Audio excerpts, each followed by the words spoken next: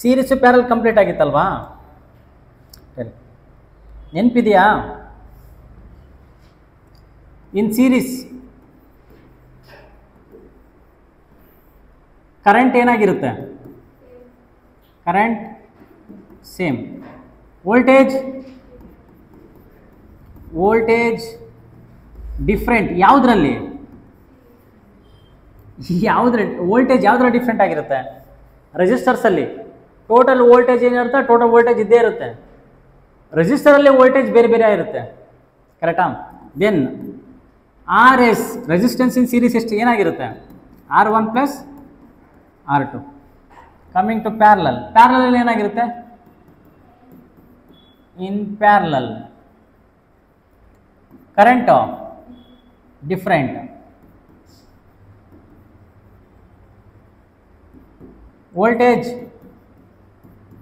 Voltage ಏನಾಗಿರುತ್ತೆ?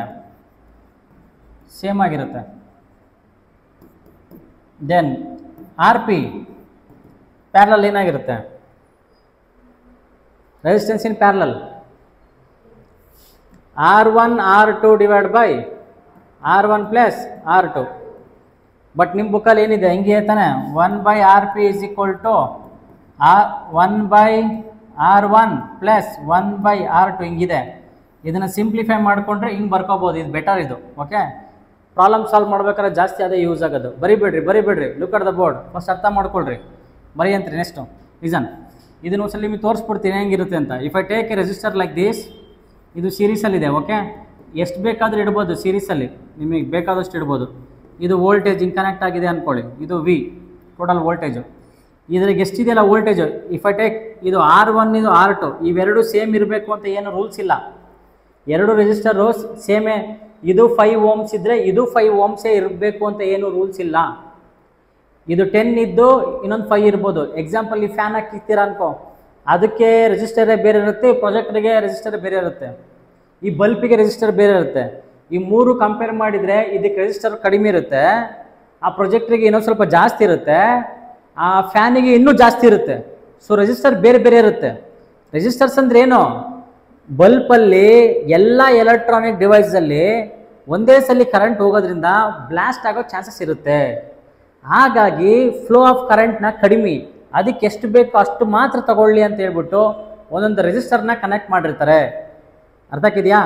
So ಆ ರೆಸಿಸ್ಟರು ಏನು ಕನೆಕ್ಟ್ ಮಾಡಿರ್ತಾರಲ್ಲ ಅದು ಕರೆಂಟ್ ಮಾತ್ರ ತೊಗೊಳೋದು. ಸೊ ಯಾವಾಗಲೂ ಸೇಮ್ ಇರಬೇಕು ಅಂತ ಏನು ರೂಲ್ಸ್ ಇರಲ್ಲ. ಸೇಮ್ ಇರ್ಬೋದು, ಸೇಮ್ ಇರ್ದೇನೆ ಇರ್ಬೋದು. ಅರ್ಥ ಆಯ್ತಾ? So I took R1 and R2. R1 first register, R2 second register. It may be same, may not be same. So if I take this is voltage different ಆಗಿದ್ದರೆ ಇದ್ರ register ಮಧ್ಯೆ ಎಷ್ಟಿರುತ್ತೆ voltage? V1 ಎಷ್ಟಿರುತ್ತೆ, ಇದೆಷ್ಟಿರುತ್ತೆ? V2 ಇರುತ್ತೆ. ಇವೆರಡು voltage ಬೇರೆ ಬೇರೆ ಇರುತ್ತೆ. ಇವೆರಡೂ ವೋಲ್ಟೇಜ್ನ ಆ್ಯಡ್ ಮಾಡಿದರೆ ಟೋಟಲ್ ವೋಲ್ಟೇಜ್ ಬರುತ್ತೆ. Okay, so that total voltage is equal to V1 plus V2 ಆಗಿರುತ್ತೆ. ಇದರ ಕರೆಂಟ್ ಸೇಮೇ ಇರುತ್ತೆ. ಇಲ್ಲಿ ಎಷ್ಟು ಹೋಗುತ್ತಾ ಕರೆಂಟು, ಇಲ್ಲೂ ಅಷ್ಟೇ ಹೋಗ್ತಾ ಇರುತ್ತೆ, ಇಲ್ಲೂ ಅಷ್ಟೇ ಹೋಗ್ತಾ ಇರುತ್ತೆ. Current is always same in the resistor. Okay, then coming first ಇದನ್ನು ಸಾಲ್ವ್ ಮಾಡಿಸ್ಬಿಡ್ತೀನಿ ನಿಮಗೆ. ರೆಜಿಸ್ಟರ್ಸಲ್ಲಿ ಏನಿದಾವ ಇನ್ ದ ಸೀರೀಸಲ್ಲಿ ಸಾಲ್ವ್ ಮಾಡೋಣ.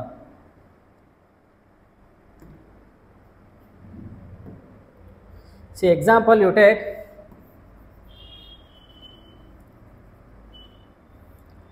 ಇದು 5 ಓಮ್ ಇದೆ, ಇದು 10 ಓಮ್ ಇದೆ, ಇದು 15 ಓಮ್ ಇದೆ.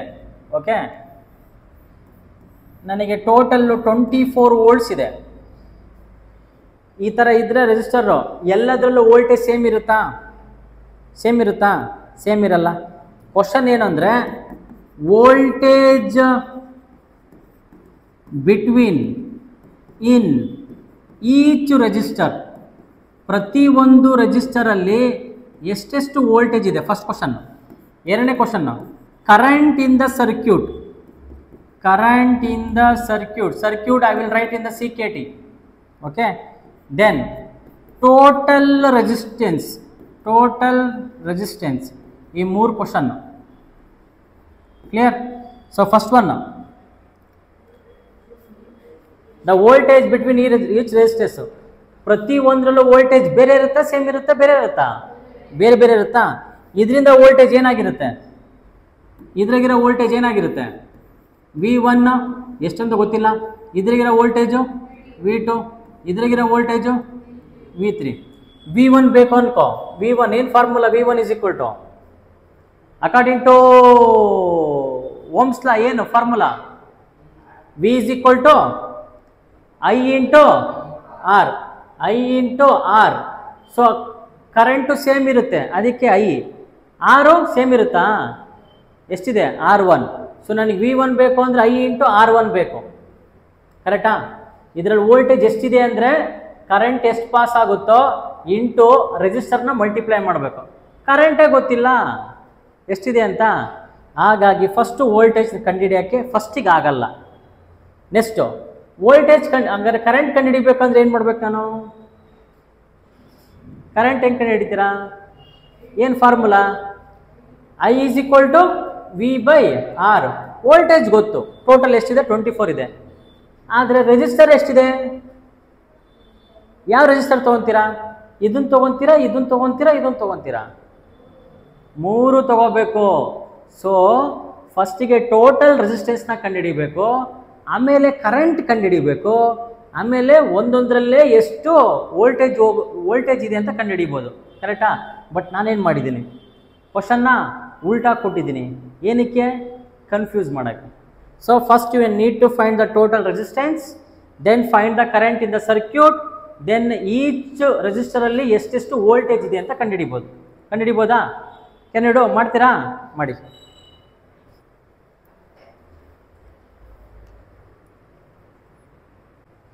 ಎಷ್ಟು ಬರುತ್ತೆ ಟೋಟಲ್ ರೆಸಿಸ್ಟೆನ್ಸ್, ಫಸ್ಟ್ ಒನ್ ಎಷ್ಟು ಬರುತ್ತಾ, 30 ಬರುತ್ತಾ. ಏನು formula, RS is equal to R1 plus R2 plus R3.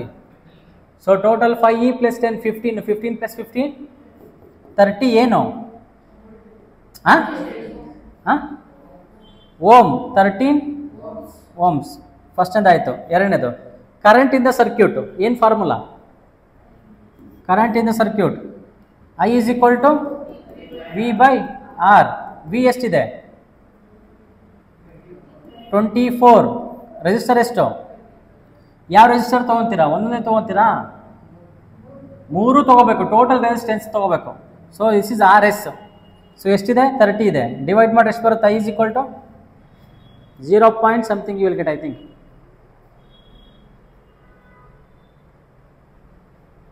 3 ಇಂದ ಡಿವೈಡ್ ಆಗುತ್ತಾ, 3 8 3 7 21, 3 8 24, 3 10 30.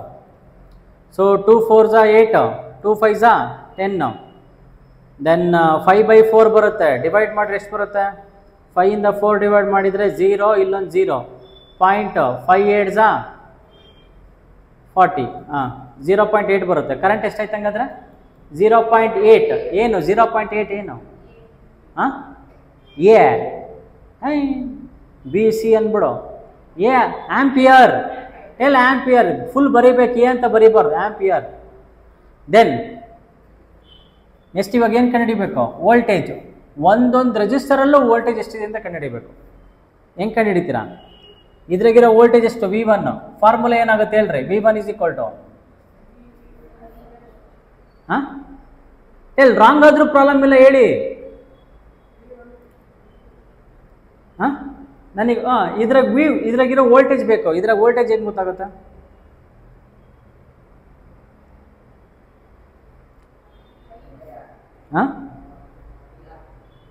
V ಇಸ್ ಈಕ್ವಲ್ ಟು ನಮಗಿರೋದು I ಇಂಟು R, ಕರೆಕ್ಟಾ, I ಇಂಟು R ಇರೋದು. ಬಟ್ ಇಲ್ಲಿ I ಓಕೆ ನನಗೆ ಗೊತ್ತು, R ಯಾವ್ದು ತೊಗೊತೀರಾ, ಟೋಟಲ್ R ತೊಗೊತೀರಾ, ಟೋಟಲ್ R ತೊಗೊತೀರಾ. ನೀವೇನಾದರೂ ಟೋಟಲ್ R ತೊಗೊಂಡ್ರೆ ಏನು ಬರುತ್ತೆ, total voltage in the circuit ಬರುತ್ತೆ, ಅರ್ಥ ಆಗ್ತಿದೆಯಾ. ಸೊ ನಮಗೆ ಟೋಟಲ್ ವೋಲ್ಟೇಜ್ ಬೇಡ, ಏನು ಬೇಕಾಗಿರೋದು, ಸೊ ಅರ್ಥ ಮಾಡ್ಕೋ ಶಿಷ್ಯ, ಅರ್ಥ ಮಾಡ್ಕೋ. ನೋಡಿ ಶಿಷ್ಯ, ನಾನು ಹೇಳ್ತಾ ಇದ್ದೀನಿ, ಫಸ್ಟು ಇಲ್ಲೊಂದು ಬಲ್ಪ್ ಇದೆ, ಈ ಬಲ್ಪ್ ಆಯಿತಾ, ಆ ಬಲ್ಪ್ನ ಜಾಗದಲ್ಲಿ ಈ ಥರ ಬಲ್ಪ್ ಇದೆಯಲ್ಲ, ಈ ಥರ ಬಲ್ಪ್ ಇದೆ. ನೆಕ್ಸ್ಟ್ ಒಂದು ಪ್ರೊಜೆಕ್ಟರ್ ಇದೆ ಅನ್ಕೋ, ಈ ಥರ ಒಂದು ಪ್ರೊಜೆಕ್ಟರ್ ಇದೆ. ನೆಕ್ಸ್ಟು ಒಂದು ಫ್ಯಾನ್ ಇದೆ, ಓಕೆ. ಈ ಥರ ಫ್ಯಾನ್ ಇದೆ. ಇದನ್ನು ಏನು ಮಾಡಿದ್ದಾರೆ, 120 ವೋಲ್ಟ್ಸಿಗೆ ಹಾಕಿದ್ದಾರೆ. ಎಲ್ಲದರಲ್ಲೂ ರೆಸಿಸ್ಟರ್ಸ್ ಇದೆಯಾ? ಇದ್ರಾಗ ಎಷ್ಟಿದೆ ರೆಸಿಸ್ಟರು? 5 ಓಮ್ ಇದೆ. ಇದರಲ್ಲಿ ಎಷ್ಟಿದೆ? 10 ಓಮ್ ಇದೆ. ಇದರಲ್ಲಿ ಎಷ್ಟಿದೆ? 15 ಓಮ್ ಇದೆ ಅಂತ ಹೇಳಿದೆ. ಕರೆಕ್ಟಾ? 3 ಕ್ವಶನ್ ಏನು ಇವಾಗ ನೋಡಿಲಿ. ಇದು ಎಷ್ಟು ಎಳೀತಲ್ಲ ವೋಲ್ಟೇಜು, ಇದು ಅಷ್ಟೇ ಎಳಿಬೇಕು ಅಂತ ಏನು ರೂಲ್ಸ್ ಇಲ್ಲ.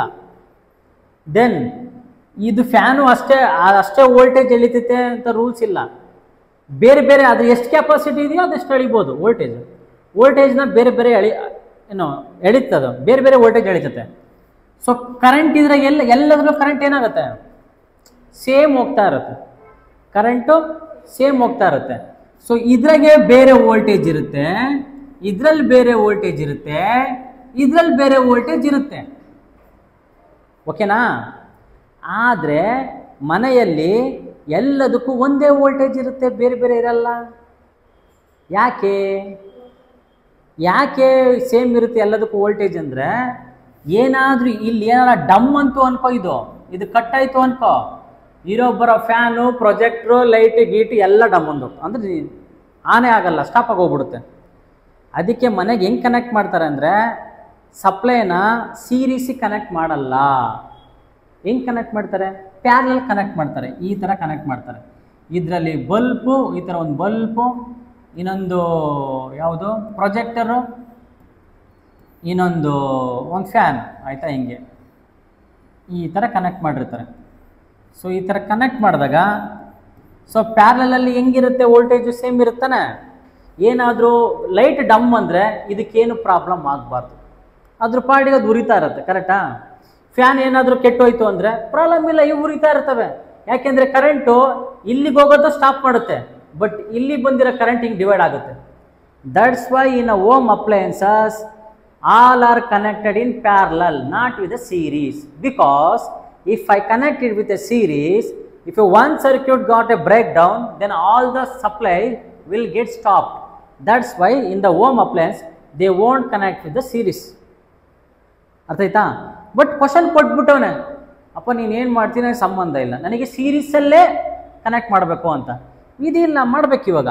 ಸೊ ಹಂಗಾದರೆ ಇದಕ್ಕೆ ಬೇರೆ ವೋಲ್ಟೇಜ್ ಇರುತ್ತೆ, ಇದಕ್ಕೆ ಬೇರೆ ವೋಲ್ಟೇಜ್ ಇರುತ್ತೆ, ಇದಕ್ಕೆ ಬೇರೆ ವೋಲ್ಟೇಜ್ ಇರುತ್ತೆ. ಓಕೆನಾ? ನೋಡಿಲಿ, V = I × R ಇದೆಯಾ? ಇದ್ರ ಪ್ರಕಾರ ಏನು? ವೋಲ್ಟೇಜ್ ಜಾಸ್ತಿ ಯಾವುದಕ್ಕಿರುತ್ತೆ? ರೆಸಿಸ್ಟೆನ್ಸ್ ಜಾಸ್ತಿ ಇದ್ದರೆ ವೋಲ್ಟೇಜ್ ಜಾಸ್ತಿ ಇರುತ್ತೆ. ರೆಸಿಸ್ಟೆನ್ಸ್ ಏನು ಮಾಡುತ್ತೆ? ಕರೆಂಟ್ನ ತಡಿತಾ ಇರುತ್ತೆ. ದಬ್ಬದು ಯಾರು? ವೋಲ್ಟೇಜು. ಹಾಗಾದ್ರೆ ವೋಲ್ಟೇಜ್ ದಬ್ಬುತ್ತೆ ಅಂದರೆ ರೆಸಿಸ್ಟರು ದಬ್ತಾ ಇರುತ್ತಾ? ಅದಕ್ಕೆ ಅದು ವೋಲ್ಟೇಜ್ ದಬ್ತಾ ಇರುತ್ತೆ. ಸೊ ವೋಲ್ಟೇಜ್ ಜಾಸ್ತಿ ಇದ್ದರೆ ರೆಸಿಸ್ಟೆನ್ಸು ಜಾಸ್ತಿ ಇರುತ್ತೆ. ಚೆಕ್ ಮಾಡಿ ನೋಡೋಣ ಎಲ್ಲದಕ್ಕೂ, ಆಯಿತಾ? ವೋಲ್ಟೇಜ್ ಜಾಸ್ತಿ ಇದೆಯೋ ಕಡಿಮೆ ಇದೆಯೋ ಅಂತ. ಓಕೆ, ಫಸ್ಟು ಇದರಲ್ಲಿ ಟೋಟಲ್ ರೆಸಿಸ್ಟೆನ್ಸ್ ಕಂಡು ಹಿಡ್ಕೋಬೇಕು. ಎಲ್ಲದರೂ ರೆಸಿಸ್ಟೆನ್ಸ್ ಕಂಡು ಹಿಡ್ಕೋಬೇಕು. ಯಾಕೆ ಕಂಡು ಹಿಡ್ಕೋಬೇಕು ಫಸ್ಟ್ ರೆಸಿಸ್ಟೆನ್ಸು? ಕರೆಂಟ್ ಬೇಕಲ್ಲ, ಇಲ್ಲಿ ಕರೆಂಟ್ ಬೇಕಲ್ಲ, ಕರೆಂಟ್ ಗೊತ್ತಿಲ್ಲ. ಅದಕ್ಕೆ ಇದ್ರಾಗೆ ಟೋಟಲ್ ಎಲ್ಲ ಆ್ಯಡ್ ಮಾಡಿದರೆ ನನಗೆ ಟೋಟಲ್ ರೆಸಿಸ್ಟೆನ್ಸ್ ಸಿಗುತ್ತೆ. ಅದನ್ನು ವೋಲ್ಟೇಜಿಂದ ಡಿವೈಡ್ ಮಾಡಿದ್ರೆ ನನಗೆ ಕರೆಂಟ್ ಸಿಗುತ್ತೆ. ಆ ಕರೆಂಟ್ ಇಲ್ಲೂ ಎಲ್ಲ ಕಡೆಯೂ ಕರೆಂಟ್ ಸೇಮೇ. ಫ್ಯಾನಲ್ಲೂ ಕರೆಂಟ್ ಸೇಮೇ, ಪ್ರೊಜೆಕ್ಟ್ರಲ್ಲೂ ಕರೆಂಟ್ ಸೇಮೇ, ಟ್ಯೂಬ್ಲೈಟಲ್ಲೂ ಸೇಮೇ. ಯಾವಾಗ? ಸೀರೀಸಲ್ಲಿದ್ದಾಗ.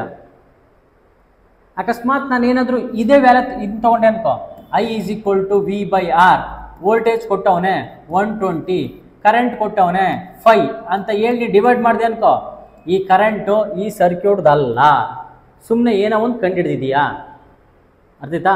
ಸೊ ನನಗೆ ಕರೆಂಟ್ ಬೇಕು ಅಂದರೆ ಸೀರೀಸಲ್ಲಿ ಏನು ಮಾಡಬೇಕು? ಎಲ್ಲ ರೆಸಿಸ್ಟೆನ್ಸ್ನ ಆ್ಯಡ್ ಮಾಡ್ಕೋಬೇಕು. So the current = total voltage divided by total resistance, V/R. I = V/R. Total voltage ಎಷ್ಟು? 120. ರೆಸಿಸ್ಟೆನ್ಸ್ ಎಷ್ಟು?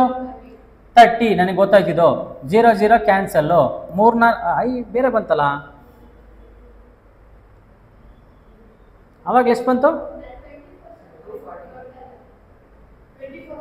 ಆವಾಗಲೇ 24 ತೊಗೊಂಡಿದ್ವ್ಯಾ, ಇವಾಗ 120 ತೊಗೊಂಡಿದ್ದೀವಿ. Done, no problem. ಸೊ ಇವಾಗ ಎಷ್ಟು ಬರುತ್ತೆ? 3 4 12. ಎಷ್ಟೈತೆ ಕರೆಂಟು? I = 4 amps. ಟೋಟಲ್ ಸರ್ಕ್ಯೂಟಲ್ಲಿ ಎಷ್ಟಿದೆ ಕರೆಂಟು? 4 amps ಇದೆ. ಇವಾಗ ಕಂಡು ಹಿಡ್ಕೊಂಡು ಏಯ್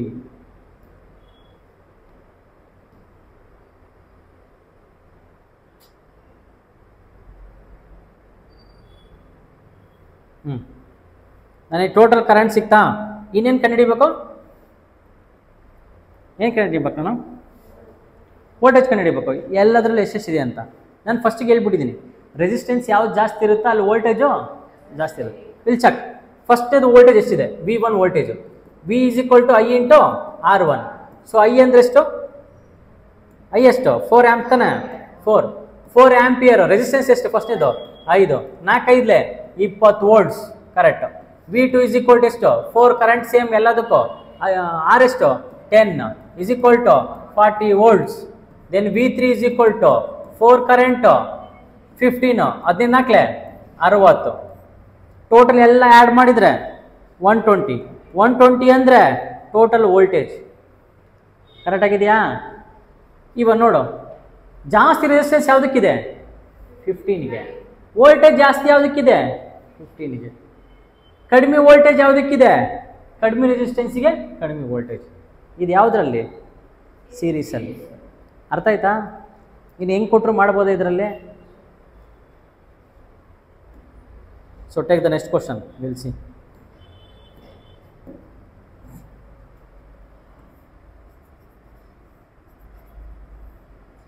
ಫೈವ್ ಓಮ್ ಎರಡರಲ್ಲೂ 555 ಓಮ್ ಇದೆ. ಓಕೆ, ಇದರಲ್ಲಿ 12 ವೋಲ್ಟ್ಸ್ ಬ್ಯಾಟ್ರಿ ಇದೆ. Find the current. ಫಸ್ಟ್ನೇ ಕ್ವಶನ್, ಫೈಂಡ್ ಕರೆಂಟ್. ಆ್ಯಂಡ್ ಎರಡನೇದು voltage between them. Voltage between each resistor.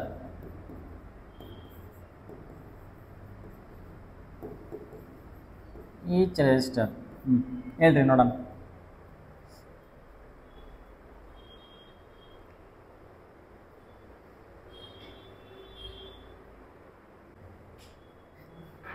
Current ಎಷ್ಟು ಬರುತ್ತೆ? ಕರೆಂಟ್ ಬರೋಕ್ಕಿಂತ ಮುಂಚೆ ನಮಗೆ ಟೋಟಲ್ ರೆಸಿಸ್ಟೆನ್ಸ್ ಬೇಕು.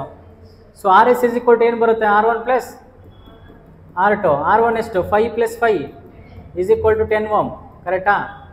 R S is equal to 10 ohm. ನನಗೆ ಇವಾಗ ಕರೆಂಟ್ ಬೇಕು. I is equal to V/RS. V ಎಷ್ಟು? 12. RS ಎಷ್ಟು? 10. You will get 1.2. ಕರೆಕ್ಟಾ? ಸೊ ಇವಾಗ ನೋಡ್ರಿ ನೆಕ್ಸ್ಟು, ಇದ್ರಿಗೆ ಟೋಟಲ್ ವೋಲ್ಟೇಜ್ ಬೇಕು ತಾನೆ? V1 is equal to I into R1. I ಎಷ್ಟು? 1.2. R1 ಎಷ್ಟು? 5.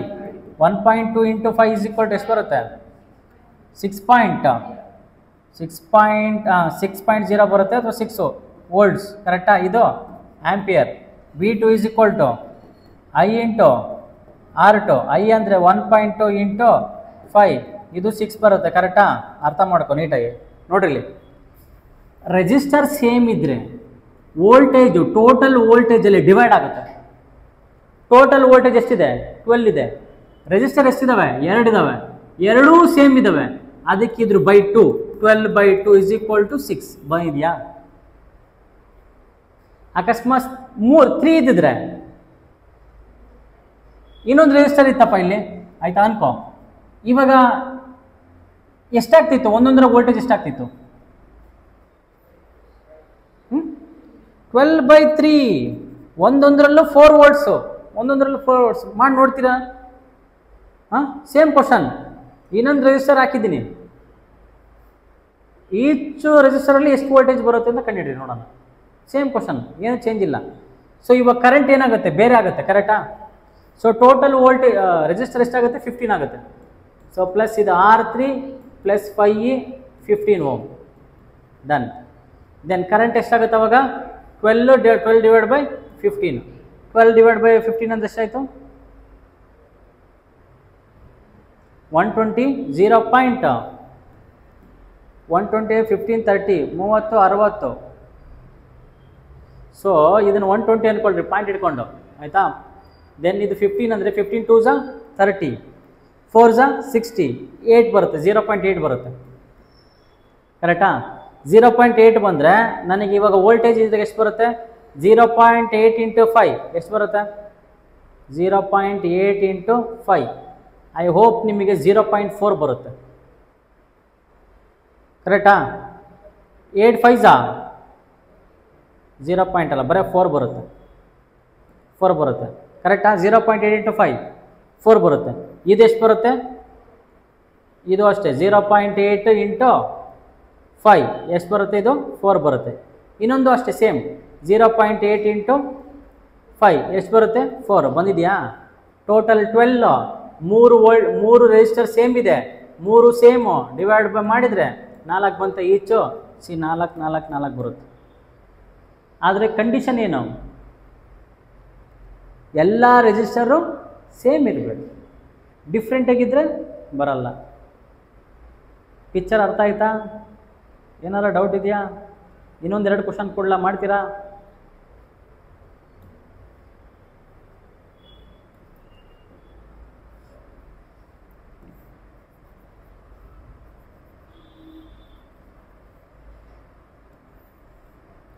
ಸಿ ಕರೆಂಟು ಇಲ್ಲಿ 2 ಆಂಪಿಯರ್ ಆಫ್ ಕರೆಂಟ್ ಇದೆ.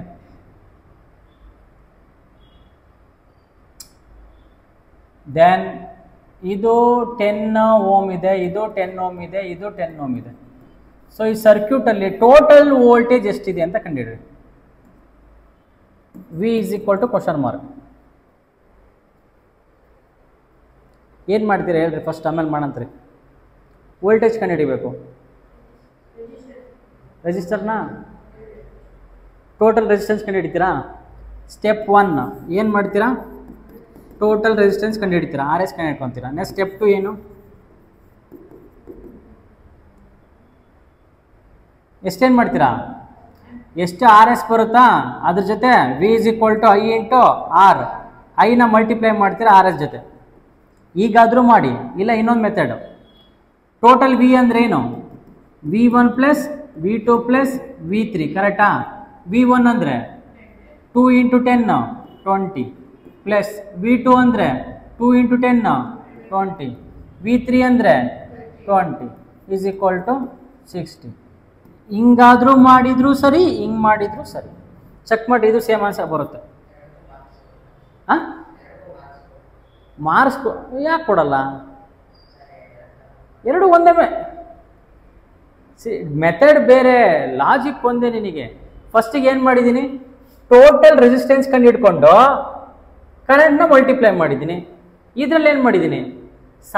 ಸಪ್ರೇಟ್ ವೋಲ್ಟೇಜ್ ಕಂಡು ಹಿಡಿದು ಎಲ್ಲ ವೋಲ್ಟೇಜ್ ಆ್ಯಡ್ ಮಾಡಿದ್ದೀನಿ. ಬೋತ್ ಸೇಮ್ನೋ.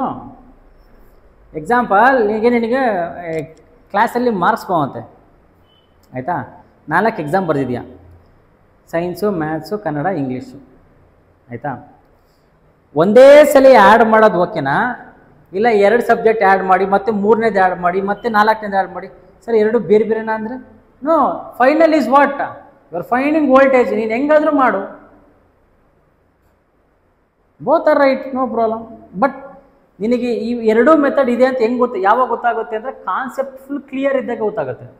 ಕಾನ್ಸೆಪ್ಟ್ ಗೊತ್ತಿಲ್ಲ ಅಂದರೆ ನಿನಗೆ ಏನು ಮಾಡಬೇಕು ಅಂತಲೇ ಗೊತ್ತಾಗಲ್ಲ.